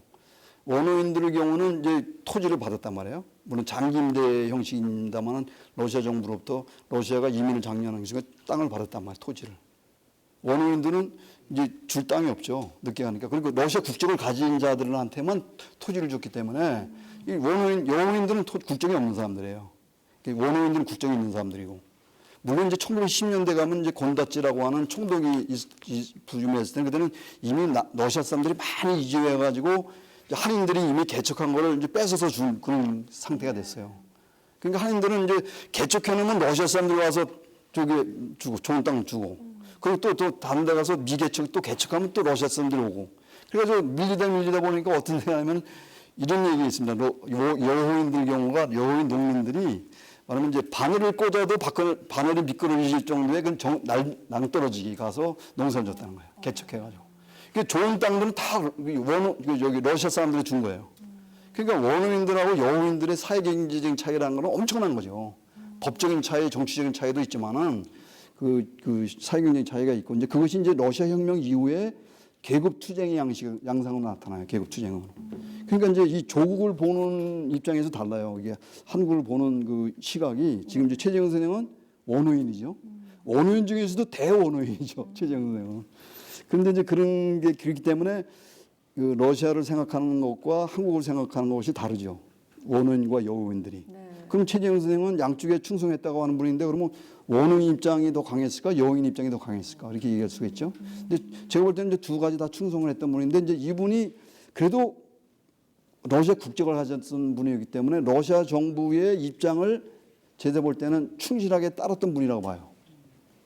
이쪽 한국은 이미 이제 멸망의 길을 망국의 길을 가니까 그래서 러시아 최재형 선생 입장이라는 거는 그 만약에 상충됐을 때 러시아 입장하고 한국 입장이 상충됐을 때는 이제 상당히 어렵잖아요. 동포들이 지금 조선족들도 이제 어려운 것처럼 만약 그런 양 국가가 상충이 됐을 때는 이제 최재형 선생 같은 원어민들이 어려운 처지지만은 양쪽의 이해관계가 상충이 되고 상충되지 않고 저기 합치될 경우에는 문제가 없죠.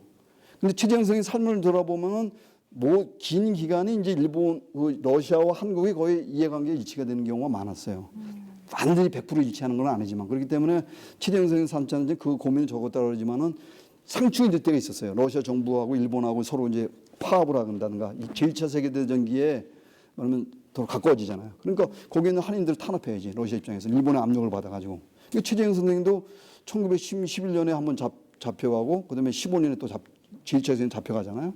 그러면 서로 안 좋을 때니까 일본 애들이 그걸 이용해 틈새를 이용해가지고 러시아와 한인들 사이 그걸 이용해가지고 최재형 선생은 이제 음모를 해가지고 이제 정말 곤혹을 치르게 만들고 그런 게 있었던 거죠.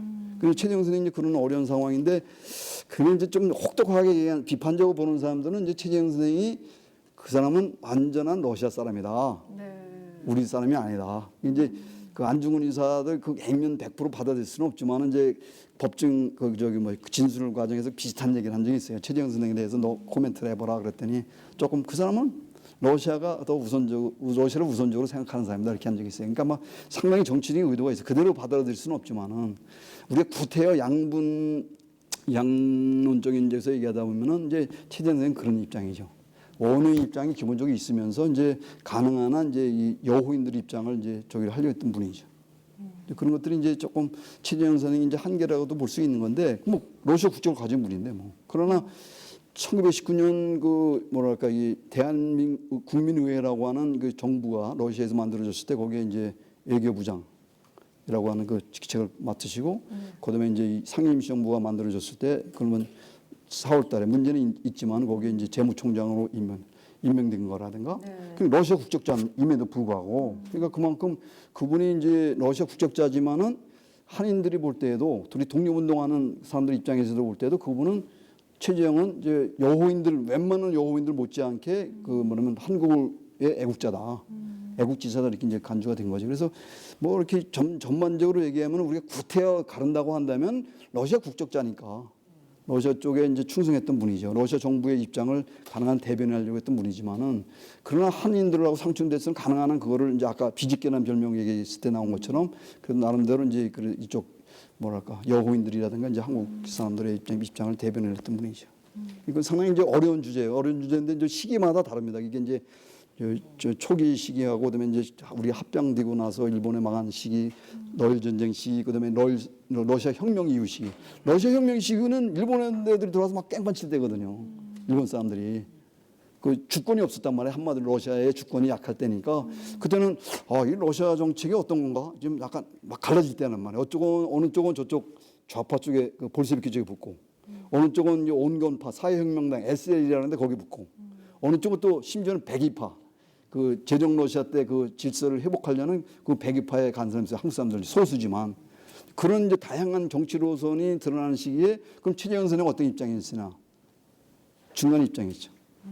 SL 계통이 그게 다 원어인의 대다수 입장이 이제 그 SL이라고 사회혁명당 계열이에요. 그러니까 러시아 농민들 입장을 대변하는 건데 주로 이제 우리 지식인들이 특히 러시아 국적을 가진 원어인 지식인들이 대부분 SL이었어요. 사회혁명당. 그래서 제임스 투보라고 하는 그 이제 소위 말하면 그 중간파 온건 사회주의자들이 만든 그 기구가 자치기구가 있어요. 그게 이제 그 혁명정부가 들어서기 이전에 볼셰비키 혁명정부가 들어서기 전에 이제 정부 역할을 한 건데 이쪽에 연해주 쪽에서 마찬가지인데 제임스 투보라고 그래. 그게 의회라고 하는 건데 지방 자치의회인데 거기서 우스리스크에서 이제 최재형 선생이 거기 이제 의원으로 당선되잖아요. 혁명 이후에. 그 제임스 투보 이제 검사위원회 위원장도 하고 또 우스리스크 이제 시의 이제 부시장까지 이제 하시는 분이죠. 그러니까 그 중간파들이 만든 정부, 중간파들이 만든 그 정권에 거기에 이제 봉사를 한 거 보면은 이제 최재형 선생은 이제 중간 온건파였다. 저쪽 적군 쪽에 저기 볼셰비키 쪽도 아니고 네. 이쪽 백이파도 아니고 중간파였다. 이건 이제 혁명 이후에 이제 최재형 선생의 그 입장인데 이제 제정 러시아 시기도 그런 정도의 노선이 아니었겠는가 최재형 선생이. 우리가 이제 최재형 선생의 정치 노선을 구태여 해석을 한다고 한다면은 이제 그런 식의 이제 해석이 가능한 것이. 그 상당히 논쟁적인 문제예요. 이게 좀 더 연구자들이 많이 논의를 해야 되고 이제 자료도 많이 발굴해야 될 문제죠. 저도 쭉 책을 쭉 보면서 최재형 선생님이야말로 뭐 부, 명예, 권력 다 가지신 분이잖아요. 그런데 그거에 집착하지 않고 뭐 자기 목숨뿐만이 아니라 모든 재산도 독립운동에 바치고 그러던 분인데 과연 그 머나먼 땅에서 이 최재형 선생한테 이 조국이란 게 과연 어떤 의미였길래 이거 모든 걸 버리고 다 바칠 수 있었을까 그런 생각이 그렇죠. 들거든요. 네. 참 희한한 그러니까 좀 독특한 인물이에요. 네.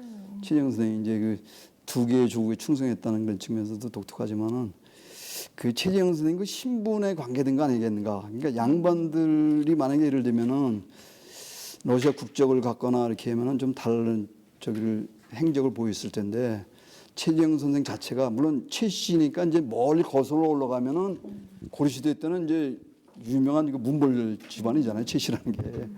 뭐 조선시대에 와서는 이제 쇠락해 그러니까 이제 이쪽에 이제 함경도에 사는 잔반이었겠죠. 그 집안이 최영백 선생이나 그 집안이 이제 할아버지에 대한 얘기도 이제 후손들이 이제 좀 했다고 그러는 건데 어떻든 그 양반의 그 계보는 족보상으로 이어지지만 족보도 갖고 있었다고 그래요. 그 누가 이제 와서 최 엘리자베트한테 그 딸한테 보여주기로 했다고 하는데 그게 이제 어떻게 됐는지 모르겠지만 어쨌든 그 집안은 그렇죠. 계보 우리가 다 올라갈 수 있죠. 족보 다 갖고 있잖아요.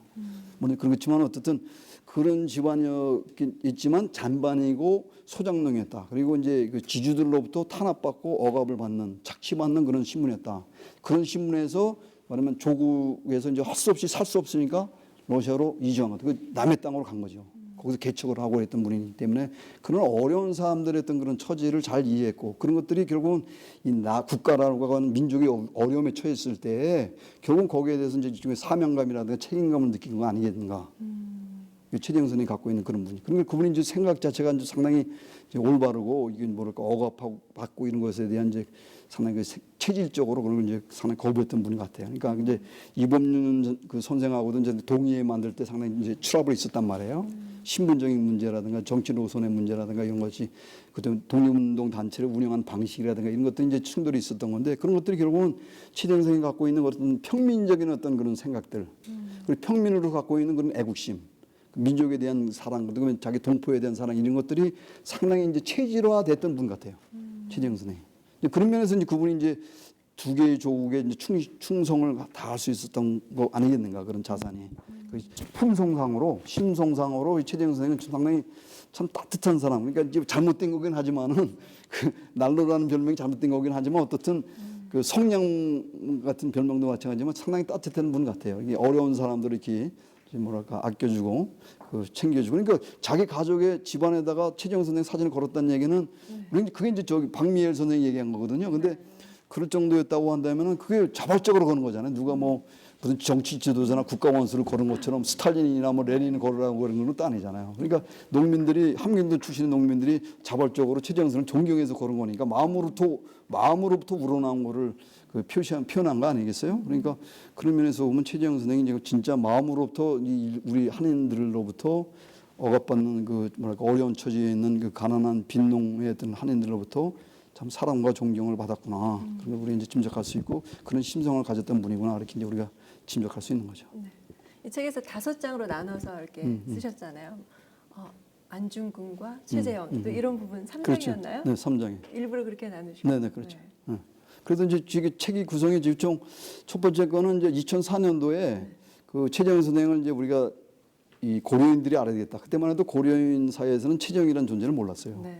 뾰또르 세미노비치 존재를 몰랐어요. 우리도 마찬가지지만은 그러니까 이달의 독립운동가 되고 나서 이제 그때 제가 이제 그런 간단히 약전이라도 만들어야 되니까 행사용으로 이제 제가 만든 거고 러시아어로 번역을 했죠. 그게 이제 일장에 이제 그게 들어 있습니다. 그래서 러시아 사람들에게 이제 물론 이제 책이 이제 많이 러시아로 된 게 많이 나왔습니다. 그게 1장이고 2장의 경우 두 번째는 이제 그 뭐랄까 그 4월 참변에 관한 거죠.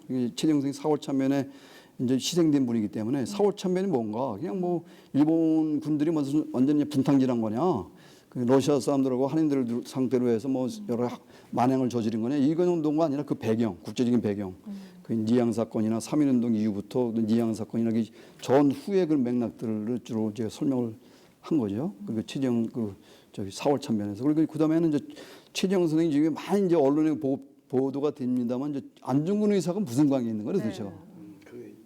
동의해. 그 부분에 대한 게 이제 어떤 경우는 과장돼 있고 어떤 면은 또 너무 이렇게 폄하하고 이렇게 해서 이제 그 전에 지금은 안중근 의사하고 이제 이게 좀 많이 지배적인 됐는데 최재형 선생님 위상이 높아지면서 그 전에는 그 이제 소위 이제 뭐 김두성이라는 사람이 누구냐, 그죠? 그 제가 그 논문에서 좀 처음 밝힌 건데 그 김두성이 바로 최재형이다. 그러니까 그 안중근 의사가 법정에서 이제 그 공판 전략으로 김두성이라는 사람을 내세운 건데 김두성이라고 하는 의병 총장의 실제 인물은 최정이다. 그렇게 얘기를 한 거죠. 그리고 이제 최재형 선생님이 이제 실질적으로 이제 안중근 의사 하루빈 거기 가실 때 그 안중근 의사 갈 때 그걸 이제 지금 안중근 의사 하루빈 사건에 대한 이제 배경이 학자들 간에 의견이 많이 다르잖아요. 대동공부가 어떻게 관련된 거냐. 근데 이제 어떤 과장돼서 얘기하는 분들은 최재형 선생님이 다 그걸 배후에서 막 이렇게 다 계획부터 해가지고 모든 거를 다 제공했다. 근데 그렇게 표시한 글들도 있어요. 네. 이진석 선생 아까 제가 이제 전집던 그분도 그렇게 썼어요. 그러나 그거는 너무 과장된 거고 이제 대동공부 쪽에서 이제 지지한 건 있죠. 지원한 건 있죠. 근데 이제 우리가 짐작할 수 있는 거는 안중근 의사가 하루빈 떠나기 전에 최재형 선생 집에 있었죠. 연추 지역에서 있었죠. 그러니까 그 소식을 듣고 간 거죠. 그러니까 여비 제공을 하고 거기서 사격 연습을 했으니까 뭐 근데 그 넓은 보면은 야, 이 총을 가지고 와서 해라 뭐 이렇게 기대했겠습니까? 예, 안중근 의사 정도는 총 같은 거 갖고 있었던 거고 당시 모든 사람들이 그러니까 그렇게 숙식을 제공했으니까 다 제공해 준 거죠. 저 최재형 선생이 이제 그런 걸 거기에 뭐 안중근 의사뿐만 아니라 거기 갔던 그 만국 애국지사들이 다 신세를 졌단 말이에요. 최재형 선생 집에서 거기 가면은 뭐 여기 뭐 이갑 같은 사람들도 가면 무조건 가서 이제 인사 겸 그다음에 이제 도움도 받을 겸 해서 가는 거죠.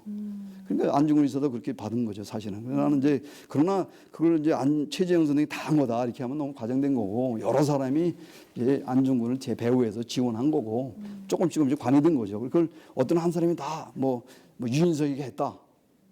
의하면 유인석 선생이 했다. 이것도 유인석 선생은 그렇게 얘기한 적이 없어요. 나도 구태여 하루빈 사건에 안중근이 관여된다고 한다면 내가 이진용이라고 하는 분을 내가 이준용이라는 장군이 의병대장인데 그분이 나 때문에 이쪽 러시아로 왔다. 그래서 안중근 의사가 이준용 그 양반한테 이제 그 공판 기록을 보면은 협박을 해요. 그래서 100루블을 받는다고 이준용한테.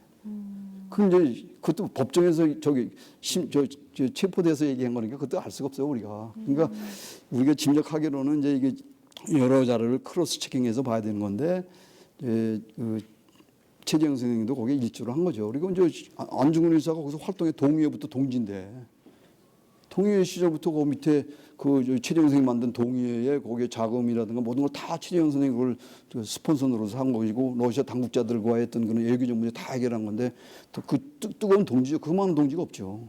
그러니까 하루빈 갈 때도 그때까지 동지적인 관계를 유지를 한 거죠. 그 정도는 어떤지 모르겠어요. 정도는 상당히 이제 최재형 선생이 그때 1909년 가게 되면 조금 손을 띄는 입장이었어요. 이게 뭐 과격한 건 그저 급진 운동이라 그러죠. 이렇게 무장투쟁 같은 거 의병 운동인데 이거를 최재형 선생은 그 정도 거리를 좀 둔 시기였기 때문에 그렇지만 이제 안중근 의사 시도 히로부미를 처단하는 거는 그게 그렇게 상칭이 안 돼요. 근데 저기 안중근 의사님을 위해서 그 러시아 변호사를 준비하고 미알로프. 있었다고 미알로프. 얘기하셨고 또 나중에 또 그 부인이랑 자녀분들이 또 최재형 스님 집에 머물렀었고 이런 것들을 보면은 거의 후견을 하신 게 그렇죠. 맞지 않을까요? 후견인이죠. 후견인인데 이제 우리가 뭐 그냥 자꾸 이제 어떤 한 사람이 자기 한다든가 이렇게 하면 많이 도와주신 거죠. 최재형 선생이 그 이제 그분이 이제 뭐랄까 애국지사들 독립운동 지원한 것뿐만 아니라 이제 지금 말씀하신 대로 안중근 의사 후손 그 가족 어머니부터 해가 쭉 거기 연해주 가장 처음에 가신 게 연추예요. 그래서 최재형 선생이 그걸 돌봐줬죠. 그다음 민궁호 의병장은 그 이제 그 1907년 그 군대에서 한 이후에 이제 저기 원주 쪽에서 활동하시는 분이거든요. 그분도 이제 일본군한테 잡혀서 피살되는데 그 가족들도 그 안중근 의사 뭐 중간에 저기 있습니다. 그 최재형 선생 거기 그 연추 지역에 살았어요. 도움을 그 받았죠. 그리고 뭐 그런 식으로 해서 이제 뭐냐면 독립운동 하다가 이제 뭐랄까 고난을 당하고 있는 분들 가족들까지 다 챙겨주고 그랬죠. 그러니까 안중근 의사도 마찬가지예요. 그 가족들이 처음에 가셔가지고 그 최재형 선생 그 연추 지역에서 있어요. 근데 그 부인이 이제 최재형 부인이 이제 그 돌봐주고는 얘기 남아 있죠. 그래서 뭐 그런 거를 보면은 그런 거지만 이제 하루빈 사건을 딱 얘기할 때는 우리가 이제 전반적인 거를 이제 고려하면서 이제 최재형 선생과 안중근 의사의 관계를 얘기해야 된다는 거죠. 그것이 이제 그 논문이고, 그다음에 이제 뭐 러시아 한인 이주사가 이제 네 번째 장에 들어있고, 이제 마지막에는 이제 제 특강한 부분인데, 그게 좀 상당히 재미있어요. 이제 말로들 한 거를 푸는 거기 때문에, 그 책 전체를 읽기가 곤란한 분들은 마지막 5장만 봐도 최근에 이제 제가 강연한 거기 때문에 그게 좀 작년에 강의. 그렇죠. 작년 근현대사 기념관에서 이제 거기서 아마 그 부자들 있잖아요. 독립운동을 도와준 부자들. 뭐 경주 최씨 부자물 해서 거기 이제 최재형 선생을 이제 저한테 해라고 그래서 제가 가서 아주 즐거운 마음을 했어요. 그 강의를. 그래서 그걸 이제 조금 살을 붙여가지고 했죠. 네. 5장까지 이렇게 해서 저도 5장 읽으면서요. 네. 직접 옆에서 들려주시는 것 같더라고요. 네. 정말 강의 네. 내용을 네. 쓰셔가지고 네. 네. 쉽게 읽을 수가 있었어요. 네. 정말 영화 한 편, 역사 다큐멘터리 보는 그런 느낌. 원래 드라마틱한 분이니까 네. 그 삶 자체가 참 요즘에 그 평범한 사람들이 겪기 어려운 그런 삶을 걸었던 분이기 때문에 참 여러 가지 측면에서 보면 최재형 선생이 참 거인입니다. 대단한 거인이에요. 이런 책을 정말 쓰시기가 특별한 또 네. 계기가 있으셨어요? 그래도 하여튼 그동안에 제가 이제 최재형 선생을 쭉 주목을 하면서 했던 거를 이제 제가 이제 관련된 글들을 이제 모아놓은 건데, 특별히 이제 올해 이렇게 한 거는 이제 아까 말씀드린 건 순국 100주년. 네. 그래서 이제 돌아가셨기 때문에 이제 여러 가지 이제 국내외에서 이제 행사가 이제 코로나가 없었다면은 이제 최재형 선생 순국과 관련한 행사들이 많았겠죠. 학술회의든 추모 행사든 간에 있었을 텐데, 우리 4월 참변도 원래 행사를 이제 원래 하기도 못했잖아요. 그래서 이제 그런 국내에서 이게 갖게 된 이제 행사들에 대한 자료로서 이제 이게 참조를 좀 할 수 있게끔 제가 이제 그동안 글 써왔던 모았던 거고, 그 첫 번째 이제 계기죠. 최재형 선생 순국 100주년 이렇게 해서 이제 계기를 했던 거고, 그다음에 이제 추모제를 제가 2004년부터 쭉 했는데, 그걸 이제 저도 추모제 자체를 아마 정리해도 엄청난 그 자료들이 있는데, 그래서 그 관계도 이제 내가 처음에 시작했던 그 학자로서 이제 그걸 이제 마무리 나름대로 해야 되지 않겠냐. 그동안에 이제 모은 사진이라든가 이제 거기 기여를 했던 분들, 이걸 좀 정리해 줄 필요가 있겠다. 그것이 두 번째고, 세 번째는 이제 좀 다르지만은 이제 뭐랄까. 여기에 이제 그동안에 나와 있는 최재형 선생이 이제 알려진 건 상당히 다행스러운 일인데, 너무 이제 지금 아까 얘기한 것처럼 그분의 이제 노비 출신이라든가 또 빼찍가는 별명이라든가 이런 것들이 좀 너무 대중화됐어요. 이제 고치기 힘들어요. 학자가 그거 잘못됐다 이게 하기가 나오고 당신 틀렸다 이렇게 나올 정도로 이게 너무 일반화돼서 이거에 대한 좀 그냥 시정이 필요하겠다. 내 연구자로 보면 그건 아닌데, 그래서 그런 것들 몇 가지 이제 사실적인 측면을 그 이외에 최재형 선생과 관련된 것들을 저는 이제 러시아 자료, 일본 자료, 우리 자료들 이제 다 참조를 했기 때문에 이제 그런 것들을 이제 러시아 학자들이 못 보던 것, 또 우리 한국 학자들이 못 보던 것들을 이제 좀 그걸 이제 제시해주면 좀 약간 우리가 앞으로는 제대로 된 그 최재형 선생의 어떤 모습, 삶을 좀 조명할 수 있지 않겠냐는 거죠. 그리고 이제 마지막으로는 이제 원래 처음에 이제 책을 기획할 때 생각한 건 아닌데 그러면서 좀 살을 붙인 겁니다만, 어떻든 그 최발린진 그 손자 그동안에 이제 저하고 인연을 맺은 이후로 이제 상당히 그 상호 이제 보완적으로 이제 그 최재형 선생의 어떤 그 기리는 그 작업을 이제 많이 해왔는데, 이제 어떤 불의의 사고로 돌아가셨기 때문에 제가 최재형 선생하고 이제 최발린진 선생하고 이제 최재형 선생이라고 하는 거인을 통해서 인연을 맺은 건데 이제 돌아가셨잖아요. 그래서 이제 2004년도부터 제가 쭉 이제 우스리스크에서 같이 할아버지를 기념하는 곳에서 인연을 맺었는데 그분이 또 돌아가셔서 앞으로도 이게 더 할 일도 많은데 그래서 그분을 이제 좀 추모하는 그런 그 네. 추모의 어떤 그 뭐랄까 기념으로 이제 책을 그럼 준비한 거죠. 그래서 좀 더 보완하고 그래서 그분 사진을 여기 많이 실었습니다. 네, 많이 있더라고요. 그래서 네. 최발린지 선생님 그래서 이미 고인이 되셨습니다만 어쨌든 아까도 말씀드렸지만 운명인지 아니면 그 비극적인 건지 할아버지가 순국한 그 100주년에 본인이 또 직접 또 떠나셔서 이 세상을 떠나셔서 참 그런 기분이 있습니다. 네, 그래서 하여튼 그런 여러 가지 이제 계기로 제가 책을 정리했는데 얼마만큼 이제 상당히 부족하죠 여러 가지로 그래서 조금 이제 완벽한 의미에서 아까 말씀드린 것처럼 완벽한 좀 제대로 된 어떤 최재형 선생의 어떤 전기라고 할까요? 이거는 좀 이제 후회를 좀 기약을 해야 될 것 같아요. 그래서 그거는 이제 자료라든가 이건 보완할 게 많고 쟁점에 미해결된 부분들이 많이 있습니다. 그래서 지금 아까 이제 우리 윤 선생님 말씀하신 것처럼 그 원호인 여호인 관계는 아주 근본적인 그 문제들이거든요. 연구 주제기도 하고 그래서 앞으로는 이 주제 최재형 선생뿐만 아니라 최재형 선생 관련된 그 연구들이 많이 후학들에 의해서 많이 나오게 되면 참 좋겠다고 생각했는데 안타깝게도 이 독립운동사뿐만 아니라 이 지역에 대한 연구자들이 거의 없다시피 합니다. 후학들이 없어요 거의. 네. 아쉽긴 하네요. 근데 제가 그 최발렌친 선생이 이제 그 좀 여러 가지 부탁도 하고 저도 약속도 하고 그랬지만 이제 그 약속 지켜서 노력을 해봐야죠. 네. 그리고 보면 또 해외 동포의 롤 모델이 네. 그 부분 저도 기억에 남거든요. 얼마나 많은 나라에도 우리 동포들이 나가 있나요? 그게 이제 고려인들뿐만 아니라 네. 이 책은 해외 동포들도 많이 읽어야 될 것 같아요. 왜냐하면 최재형 선생의 삶을 읽다 보면은 자기들을 한번 오버래핑 되거잖아. 미국 동포들이라고 하더라도 물론 역사적인 경험은 다르지만 아 이게 참 두 개의 조국 내가 떠나온 역사적인 혈통적인 조국하고 현재 살고 있는 현실적인 그 정치적인 그 조국 법적인 조국과의 그 조국 사이에서 내가 어떻게 처신해야 될 것인가 네. 어떻게 그 민족과 그 한인들을 위해서 그 한국이라든가 이 조국을 위해서 기여를 할 것인가 그리고 내가 살고 있는 현재 조국에 대해서 어떻게 해야 될 것인가라는 그런 것에 대한 롤 모델을 상당히 최재형 선생님이 이미 100년 전 그 100여 년 전에 이미 보여주신 거죠. 근데 우리가 이제 그걸 참 본받아야 되지 않겠는가 이렇게 생각이 됩니다. 네. 러시아 고려인 사회의 존경받는 지도자 최재형 선생님에 대해서 오늘 책을 내셔서 저희 네, 네. 자세하게 또 말씀 들어봤습니다. 마지막으로 회장님께서도 말씀해 주세요. 네. 최재형 선생님 순국 100주년을 맞이해서 이렇게 귀한 책을 만들어 주셔가지고 기념사업회 입장에서 다시 한번 감사 말씀을 네, 드립니다. 고맙습니다. 네, 네. 감사합니다.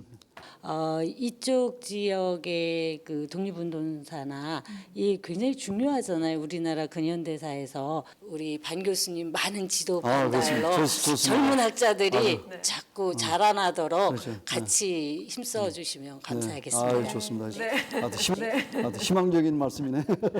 네, 마지막으로 이 책과 관련해서 교수님 말씀 듣고 네. 아, 제가 연구자로서 역사학자로서 최재형이라고 하는 거인을 만난 거는 행운인 것 같아요.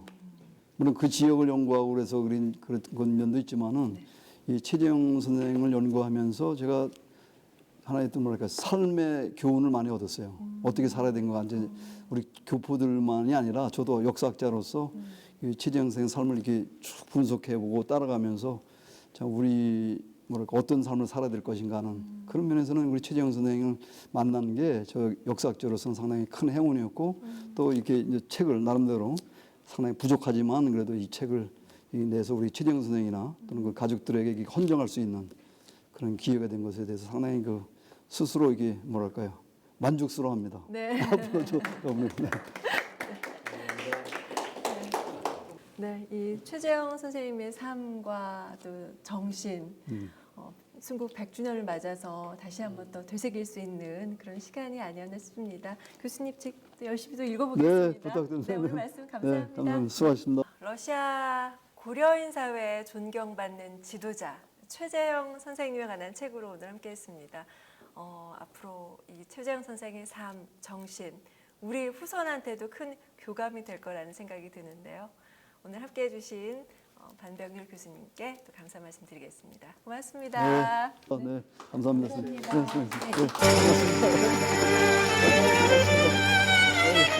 네, 수고하셨습니다. 아유.